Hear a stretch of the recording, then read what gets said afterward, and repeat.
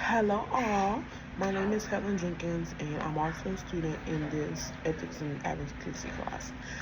In this video, I'll be sharing some of my reflections on virtues, character formation, and how these ideas will shape my approach to teaching. So, when we describe someone's character, we often point to their virtues or things that describe their virtues. I believe four virtues that represent me well come from each of the four domains of character. So, the first one from the civic domain, um, I would I would choose respect, the respect factor.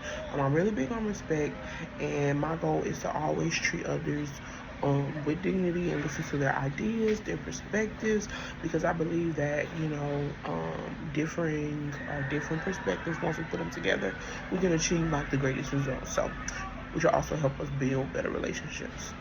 From the moral domain, I would emphasize integrity. I try to live consistently with my values, even when it's difficult, because we know life get hard sometimes. So, from the performance domain, I think I would identify the best with perseverance, because I'm a person I'll never give up, no matter how hard it gets. I do my best to stay committed to my goals, even when I sometimes can't, you know, see above the water. And from the intellectual domain, sorry, I see curiosity because I'm the type of person I never want to stop learning. I feel like no one has ever achieved that, what do you call it, that space of knowing every single thing. um, so I truly believe that there's always something that we can learn. So, how can I connect these to like my classroom environment? When it comes to respect, it can help me ensure that every single student feels heard, they feel valued, they feel like they have a place. Um, Integrity helps to build trust between your students. So, it can, through respect, you can build that trust. Perseverance allows me to continue supporting students who may need extra encouragement. So I've actually been inside of the classroom, not in a full teach capacity, but for about 3 to 5 years. And there's always going to be a few students who need the extra love, the extra support. So I truly believe in no student left behind. And then curiosity pushes me to learn from my students different cultures, different experiences, to make learning more meaningful and more exciting for everybody, right?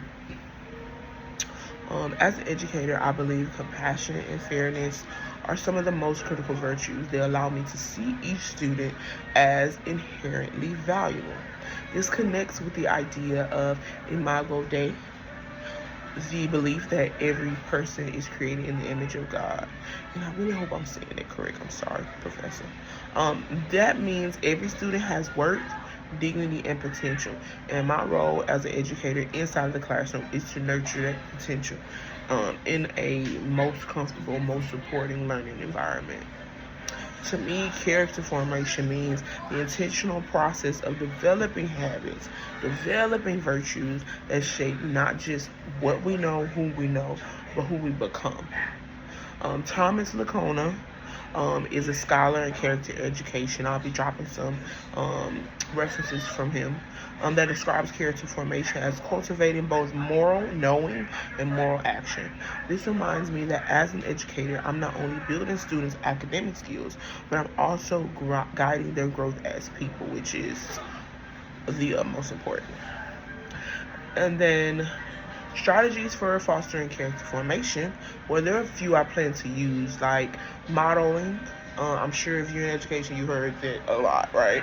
So, modeling the virtues that I expect from my students. So, I'm talking about perseverance, and I'm talking about respect, and I'm talking about being fair. I have to make sure that that is what I'm displaying to the students. Second, I'll integrate character discussions into the curriculum. So, using different literary sources and history lessons to explore moral dilemmas and virtues in context, not just what you see on Instagram posts or on the internet, right?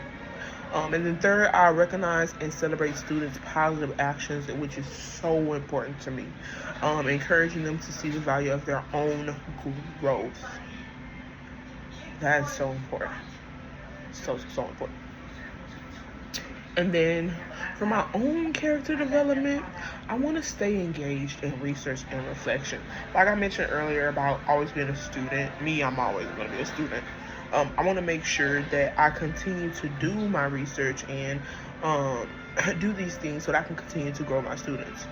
I plan to read works by scholar I mentioned earlier, Thomas Lacona, and use tools to reflective journaling and peer feedback.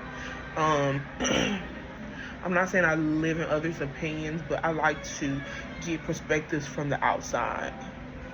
You can't always see you, so I truly believe that. I also see professional development opportunities in areas like social emotional learning as valuable ways to keep growing in both my teaching and in my character. SEL is so important. It's so important, and it's often neglected. But one of the things I like to tell, like my peers, my parents as well, is like, yes, we may have, a couple of discipline issues here and there, but like these are young students who have yet to master communication when it comes to social emotional dilemmas. They don't know how, they're not adults like us, they don't know how to communicate when something is frustrating them, or to the point to where they notice it and they can control it. They haven't gotten there yet. So we have to give them a level of grace. And in summary, I believe that virtues like respect, integrity, perseverance, and curiosity are essential to who I am and will be essential in creating an inclusive classroom. So for both my students and for myself, character formation is a lifelong journey. It's not something that's going to happen overnight. And I'm committed to walking the journey on side of them.